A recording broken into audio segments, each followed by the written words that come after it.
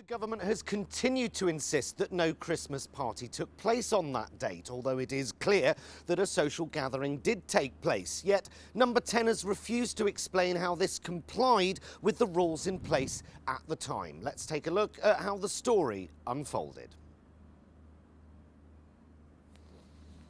Do you know what my Christmas party was last year, Tim?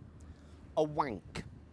A minced pie and a wank, because that was all I was allowed to do according to Her Majesty's government's COVID rules. Meanwhile, in Number 10, how are these fuckers not in fucking prison?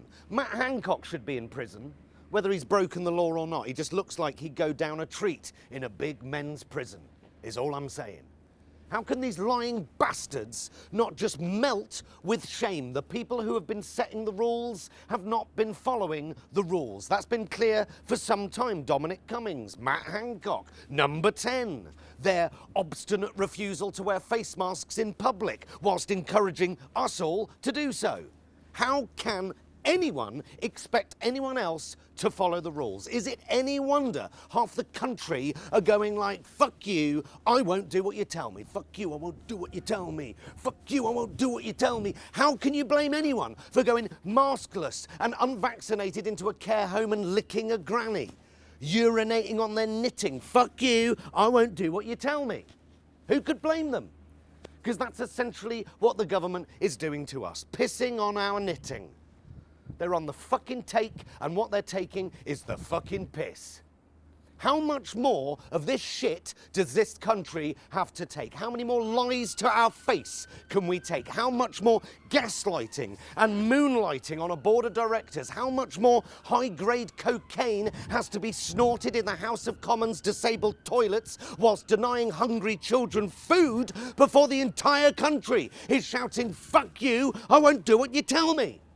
During a global pandemic, anarchy is not really what we need. There is no trust left for this government to lose. Inbred aristocrats with a Bentley and a nanny making decisions for us all about things they will never understand whilst using my taxes to buy cheese and wine for a party that didn't happen whilst I'm sat at home alone with my dick in my hand. A government that purports to love Great Britain, yet shows open disdain for its institutions, the NHS, the welfare state, teachers, judges, the courts. They hate the BBC and Channel 4. They lie to the Queen, and they treat the great British public with contempt at every given opportunity. Who told us Brexit was all about sovereignty of Parliament, whilst continually spraying their truffle-laced turds all over parliamentary procedure whenever the desire takes them. You can't be accused of breaking the rules if you've just ripped them up.